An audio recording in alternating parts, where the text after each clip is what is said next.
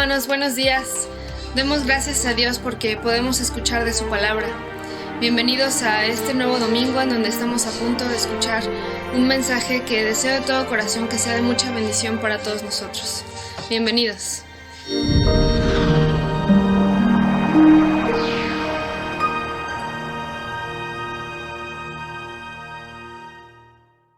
Hola, ¿qué tal? Sean todos bienvenidos nuevamente. Es un gusto podernos ver por este medio. Hoy vamos a hablar de algo muy interesante. Normalmente al templo, al lugar donde se reúne la gente, se le llama iglesia. Es la costumbre de que la gente le diga así, voy a la iglesia, siendo que pues todos somos el cuerpo de Cristo, todos somos la iglesia, estemos donde estemos. Pero ese lugar geográfico y a ese grupo se le puede ubicar como iglesia, ¿no? Pero, ¿sabes? Estoy seguro que tú y yo hemos visitado algunas iglesias que tal vez no nos sentimos parte de, o tal vez pues no es cuestión de la iglesia, es cuestión nuestra, es cuestión de las actitudes que tenemos. Y exactamente hoy vamos a hablar acerca de eso, de cuál es nuestra actitud ante el cuerpo de Cristo, cuál es nuestra actitud ante la verdadera iglesia, cuál es nuestra actitud ante pues ese significado que tiene el poder compartir con otras personas, el poder asistir a un lugar, el poder vernos, el poder oírnos, el poder incluso pues relacionarnos unos con otros. Uno de los dolores más fuertes de los pastores es cuando alguien a quien amamos o invertimos mucho tiempo o tal vez tenemos planes futuros para ellos, de repente van a un lugar que está de moda o que tal vez siguen el estatus, ya sea por el tipo de música que tienen, que les gustó, por alguna cosa, y abandonan. Por supuesto, hay un dolor en el corazón, hay un dolor tal vez de que se extraña a la gente, pero no únicamente por el tiempo invertido, sino porque se les ama y porque uno piensa que la gente tiene que unirse y aprender a trabajar, porque todos tenemos circunstancias difíciles, todos tenemos problemas, todos tenemos cosas que cambiar y que mejorar. Pero alguna vez un pastor le preguntó a una oveja, oye, ¿por qué te cambias tanto de iglesia? ¿Y sabes qué él contestó? Le dijo, ¿sabes qué? Es que estoy buscando la iglesia de mis sueños. Y el pastor le dijo, ¿sabes qué? Deberías de trabajar para que cuando tú trabajas en la obra del Señor, en la iglesia donde estés, consigues que esta sea la iglesia de los sueños de Dios. Y de eso vamos a hablar el día de hoy. Convirtamos el lugar donde nos congregamos, donde nos reunimos, porque dice la Escritura que no debemos de dejar de congregarnos como otros tienen costumbre. ¿Sabes? Nos ayuda en muchos sentidos y en muchos aspectos. Y es por eso que el día de hoy vamos a hablar, pues, cómo pues tú y yo debemos tener una actitud adecuada y cómo, según la palabra de Dios, debe ser la iglesia del Señor. Porque a veces podemos tener una idea contraria, una idea tal vez deformada. Tenemos que ser una iglesia sensible, una iglesia sensible. Te recuerdo, tal vez, creo que no lo mencioné al principio, estamos viendo Hechos, Hechos, este libro que relata cómo empezó la primera iglesia, cómo empezaron los primeros cristianos, cómo empezó a reunirse la gente y cómo se empezó a ubicar en el mundo a los primeros cristianos. Bueno, pues la iglesia tiene que ser una iglesia sensible. Dice el verso 16, mientras Pablo esperaba en Atenas, le dolió en el alma ver la ciudad llena de ídolos. ¿Sabes qué? Hay gente que tal vez tiene algunas creencias de por vida, de sus antepasados, y piensan que está bien, pero dice que Pablo estaba en Atenas y dice que sintió dolor en su corazón. La iglesia tiene que ser una iglesia sensible, ¿sabes? Cuando veo a la gente que sufre, que tiene dolor, que tal vez tiene que dejar su país, que ahorita en nuestro país hay mucha gente de otro país, no nada más en las fronteras, sino en tránsito, que tiene problemas, y ¿sabes qué? No podemos decir, nos está quitando nuestro trabajo, nada más está pidiendo dinero. No, tenemos que ser sensibles a su problema. Aquí Pablo fue sensible y dijo, ¿sabes qué? Ellos necesitan saber acerca de Dios. La iglesia no puede permanecer callada ni pasiva ante la maldad que contamina al hombre, ni tampoco ante la necesidad del día de hoy, porque no únicamente hablamos de una necesidad pues de dar cobijo, de dar comida, sino de la forma en la que desarrollan su fe. Perdón. Hay mucha gente que le hace falta la palabra de Dios. Y sabes, puede tener creencias, como en este caso la gente de Atenas, que creía otras cosas diferentes a la voluntad de Dios. Te recuerdo que Dios dice que Él es un Dios celoso. Y aquí más adelante vamos a ver que tenían muchos, muchos ídolos. Bueno, el Señor ya había dicho un poco antes en el Sermón del Monte, te recuerdo que esta iglesia se forma después de la muerte y resurrección de Jesús. Ya había dicho antes, bienaventurados los que lloran. Sabes que tú y yo tenemos que ser sensibles. De hecho, el que es sensible se puede acercar a Dios, puede acercarse a Jesús. La fe en Jesús nos hace ser sensibles a las necesidades de los demás y nos mueve a ayudar, en este caso a predicar. Y vamos a ver al final lo que sucedió. Una iglesia también tiene que estar preparada y tiene que ser culta. Vamos a ver este pasaje porque te recuerdo que a los judíos los gobernaba Roma militarmente, pero culturalmente los gobernaba Grecia. Atenas era así como el lugar donde la gente aprendía cosas en cuanto a la cultura. Permíteme te leo los siguientes versos del 17 al 18. Dice a la letra, perdón.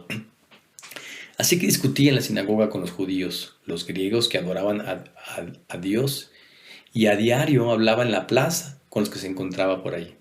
Algunos filósofos epicúreos, estoicos, entablaron conversación con él. Unos decían, ¿qué querrá decir este charlatán? Otros comentaban, parece que es predicador de dioses extranjeros. Decían esto porque Pablo anunciaba las buenas nuevas de salvación y también de la resurrección. ¿Sabes? Pablo no se sintió pequeño o menos porque estaba en el lugar donde emanaba la cultura de aquel tiempo y para varias partes del mundo, no únicamente para los romanos o para los judíos, sino para varias partes del mundo. Podríamos decir que estaba en el lugar donde eran los más chipocludones, donde había más sabiduría, más discusión, donde había filosofía. Bueno, en aquella ciudad se encontraban los filósofos del imperio, no solamente del imperio griego, sino de muchas partes del mundo, que podríamos decir como que era la crema y la nata de la cultura, y se reúnen allí. En algún tiempo México fue así. Venían escritores, venían pintores y se reunía gente allí. También en el tiempo del Renacimiento en Europa también se reunían juntos y trataba de estar junta como esa élite de literatura. Bueno, pues Pablo llega y no se siente menos, porque sabes una cosa, mucha gente se puede sentir menos porque no valora el mensaje de Dios, pero Pablo sabía que el mensaje de Dios superaba cualquier filosofía, superaba cualquier ciencia, es lo mejor. Bueno, tú y yo tenemos que hacer lo que decía Pedro. Te recuerdo que en la primera carta de Pedro, capítulo 3, verso 15, dice, más bien honren en su corazón a Cristo. Estén siempre preparados para responder a todo aquel que les pida razón de esperanza que hay en ustedes. Es decir, nunca te sientas menos, nunca sientas que es inoportuno, siempre es oportuna la palabra de Dios. Puede haber gente que no quiera creer, puede haber gente que se sienta más que tú, que eso ya lo hace ser menos, porque todos somos iguales y no debemos de hacer sentir menos a las personas. Cuando tú y yo hacemos sentir menos a alguien, somos menos nosotros. Pero ¿sabes qué? Además que tenemos que ser una iglesia sensible, tenemos que ser una iglesia oportuna. Verso 19 al verso 22 dice así. Entonces se lo llevaron a una reunión del Areópago. ¿Se puede saber qué nueva enseñanza es la que usted presenta? Le preguntaron. Porque nos viene usted con ideas que nos suenan extrañas. Queremos saber qué significan. Es que todos los atenienses y los extranjeros que vivían ahí se pasaban el tiempo sin hacer otra cosa más que escuchar y comentar las últimas novedades. Pablo se puso en pie en medio del Areópago, tomó la palabra y les dijo: ciudadanos atenienses, observo que ustedes son sumamente religiosos en todo lo que hacen. ¿Sabes? Es oportuna, no llegó a regañarlos, idólatras se van a ir al infierno, no los mandó al infierno, no, por el contrario, trató de aprovechar esa oportunidad que tenía. Y sabes que en tu vida y en mi vida hay muchas oportunidades para que podamos compartir de la palabra de Dios, para que podamos compartir esta palabra que liberta, que sana, que ayuda. Dice el pastor Rick Warren que allá, él es de California, de Los Ángeles, y se practica mucho el surf, son las tablas que suben a las olas, y dice, no hay ola perfecta, tienes que subirte a las olas hasta que llegue la hora perfecta. Aprovecha las olas, ¿sabes? Aprovechemos las oportunidades, porque así como las olas no se repiten, las oportunidades a veces no se repiten. Tenemos que aprovechar, pero también tenemos que ser pertinentes. Verso 23 dice la letra: al pasar, y fijarme en los lugares sagrados, encontré incluso un altar con esta inscripción: a un Dios desconocido. Pues bien, es que ustedes adoran como algo desconocido, es lo único que yo los anuncio. Pablo aprovechó esta circunstancia y dijo: aquí ellos adoran a un Dios que no conocen, y yo les quiero presentar a ese Dios que no conocen, y ese Dios que no conocen salva, sana, ayuda, dirige, está por encima de los demás dioses. Y en esta predicación de cómo predicó o cómo expuso elocuentemente el mensaje de la palabra de Dios, estas buenas nuevas de salvación, ¿sabes qué? Mucha gente creyó, mucha gente se convirtió, estaban fascinados hasta ese momento, porque si seguimos leyendo, bueno, al final vamos a ver un asunto que tenían allí los de Atenas y los filósofos de aquel tiempo, que les costaba difícil de creer en la resurrección. Pero también tenemos que ser una iglesia llena de gracia. Y si decimos una iglesia graciosa, no quiere decir que se cuenten chistes unos a otros, que no estaría mal, por supuesto. Si tiene un chiste, mándemelo, por favor. Pero no se trata de eso. Se trata de llenos de gracia. Permíteme leo del verso 24 al verso 27. El Dios que hizo el mundo y todo lo que hay en él es el Señor del cielo y de la tierra. No vive en los templos construidos por hombres, ni se deja servir por manos humanas, como si necesitara el algo. Por el contrario, Él es quien da a todos la vida. Él da aliento a todas las cosas. De un solo hombre hizo todas las naciones para que habitaran en toda la tierra, y determinó periodos en su historia y las fronteras de sus territorios. Esto lo hizo Dios para que todos lo busquen, y aunque sean a tientas lo encuentren. ¿Y qué padre está esto? ¿No? Que busquen a Dios, y están ciegos, o estamos ciegos porque no vemos, porque tenemos lagañas, porque tenemos otras ideas. Dice, aunque sea a tientas, qué hermoso. Sigo leyendo. Lo encuentren. En verdad, Él no está lejos de ninguno. ¡Wow! Cuánta simpatía o cuánta gracia tiene, a pesar que estaban equivocados, creyendo cosas raras. Pablo trata de esforzarse para que lo entiendan, de esforzarse por amarlos, por ayudarlos y porque ellos puedan comprender este mensaje de salvación. ¿Sabes qué? Dice, no está lejos de ninguno de nosotros. La palabra de Dios, no importa lo que te dediques, no importa lo que creas, es la gracia, no es porque no lo merezcamos. Dios es un Dios de amor y de gracia. La iglesia la iglesia de cualquier parte del mundo, de cualquier tipo de denominación o religión, ¿sabes? Necesita amar, tener gracia, no mandarlos al infierno, no ser legalistas. ¿Sabes? De por sí la gente ya está ahí, lejos de Dios, la gente está en el infierno. Bueno, es una iglesia de gracia. No tenemos por qué juzgar, ni tampoco apapachar el pecado. Pero ¿sabes qué? Tenemos que dar de gracia lo que por gracia recibimos. Tenemos que movernos por la gracia. Pero también la iglesia es humana, es cercana, está al alcance de nosotros. ¿Te acuerdas que decía, está cerca de nosotros? Pues más adelante, del verso 28 al verso 31, nos amplía esta idea. Puesto que en él vivimos, nos movemos y existimos. Esto es del diario vivir, sigo leyendo. Como algunos de sus propios poetas griegos han dicho. Oiga, qué hermoso que usa la misma cultura y las mismas creencias para poder presentar el mensaje de una manera fácil de entender. Sigo leyendo. Como algunos de sus propios poetas griegos han dicho, de él somos descendientes. Oiga, espéreme. Esta frase que está diciendo de él somos descendientes era una frase de los poetas griegos. Así que no se sienta mal cuando a veces pues, alguien puede utilizar alguna frase que no es precisamente que venga en la Biblia, o alguna frase diferente a la que estamos acostumbrados a escuchar, porque a veces satanizamos y echamos fuera y nos negamos, damos la espalda a algunas cosas que pueden ser utilizadas para que sea más claro el mensaje de salvación. Sigo leyendo verso 29. Por tanto, siendo descendientes de Dios, no debemos de pensar que la divinidad sea como el oro, la plata, la piedra, escultura hecha como resultado del ingenio, de la destreza del ser humano. Pues bien, Dios pasó por alto aquellos tiempos de la ignorancia, pero ahora manda a todos en todas partes que se arrepientan. Él ha fijado un día en que juzgará al mundo con justicia, por medio de el hombre que ha designado. De ello, ha dado pruebas a todos levantándolo entre los muertos. Por supuesto, está hablando de Jesús, pero este mensaje, si te fijas, no es un mensaje fuera de lugar, es un mensaje oportuno, con código postal, directo, con zona geográfica. Por supuesto, no es lo mismo la cultura de África que la de México o que la de Estados Unidos. En África, no sé si sabías, las mujeres tienen que andar con los senos descubiertos, por cultura. Si alguna mujer se tapa los senos, en ciertos lugares de África, por supuesto, es que está tapando el pecado, está tapando, se está cubriendo, es porque tiene pecado. ¿Sabes? Aquí es al revés. Si una mujer llega sin nada encima, la gente pues culturalmente no está bien visto, pues. Bueno, tú y yo tenemos que presentar el mensaje de acuerdo a la forma de pensar, de los tiempos y del lugar adecuado. Pongamos los pies sobre la tierra, no queramos ser, ellos tienen que entender y hacer la palabra. No, no es así. Nosotros tenemos que facilitar las cosas. Eso hace la iglesia de Cristo.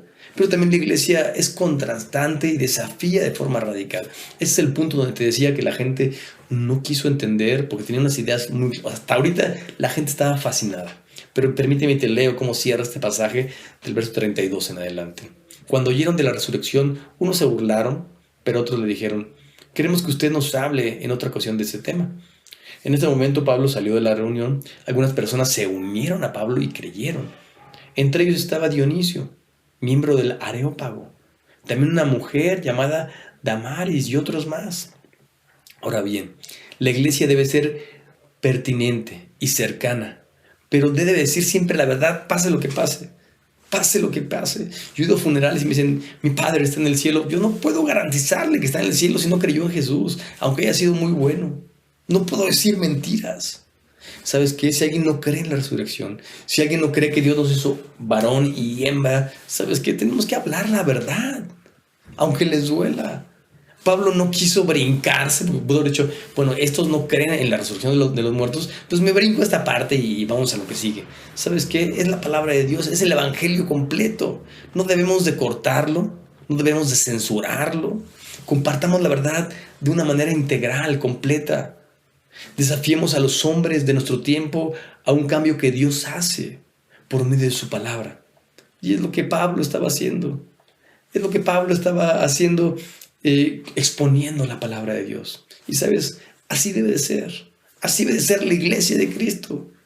Porque es más fácil creer cuando llegamos a un lugar lleno de gracia, de amor, de humanidad. De humanidad me refiero no que platiquen cosas humanas, sino que puedan ponerse en los zapatos de la otra persona, que puedan sentir como si fueran sus hermanos, como si fueran su familia, que puedan ser sensibles a sus necesidades.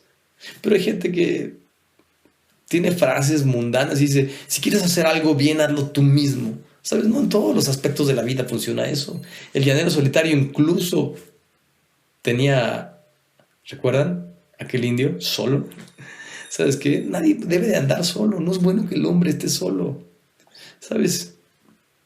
Tenemos que aprender a compartir nuestra fe, a convivir con otras personas, a no ser huraños, a vivir en el amor de Jesús. Únicamente Dios dijo: en estos serán mis discípulos en 2 ocasiones. Una, en que obedeciereis mis mandamientos, y 2, en que os amaréis unos a otros. Recuerda cuál es el principal y gran mandamiento: amarás a Dios sobre todas las cosas, con tu alma, con tu espíritu, con todas tus fuerzas. Pero amarás a tu prójimo como a ti mismo. ¿Sabes qué? Es el mismo. De hecho, Jesús dijo: un mandamiento no os doy, que os améis unos a otros, como yo os he amado. ¿Sabes? A veces hay un riesgo en iniciar compañerismo, amistades, nos pueden fallar. No son perfectos nadie. Pero, ¿sabes? Tenemos que experimentar y crecer esas relaciones. No podemos ser, ¿recuerdas un dicho que dice: candil de la calle y oscuridad de su casa? ¿Sabes?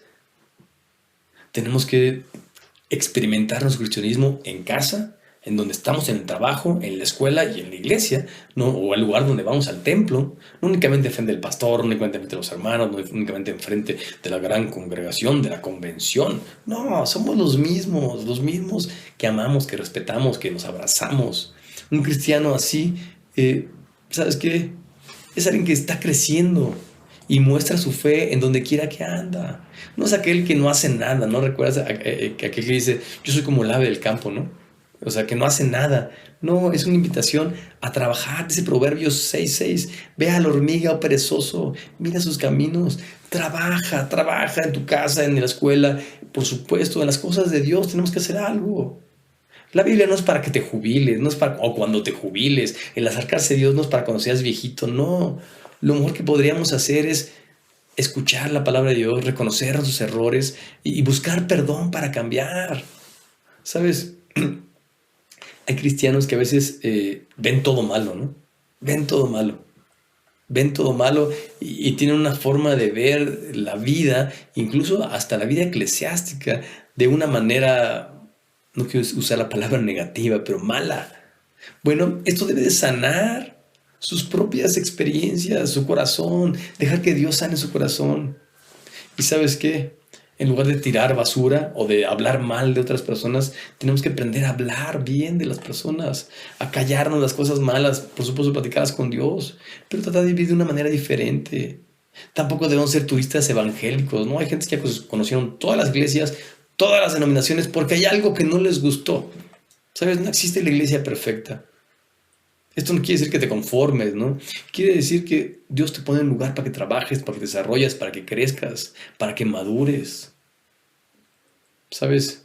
Hay gente incluso que se cree de sangre azul porque es hijo del misionero tal, o del pastor tal, o del fundador de la iglesia. No, todos somos iguales. Todos somos iguales. Nos hace falta entender la gracia y la misericordia y el poder de Dios. Y por supuesto que es una relación personal con Dios. No se trata de lo que es un papá, mi mamá, mi abuelita, ¿no?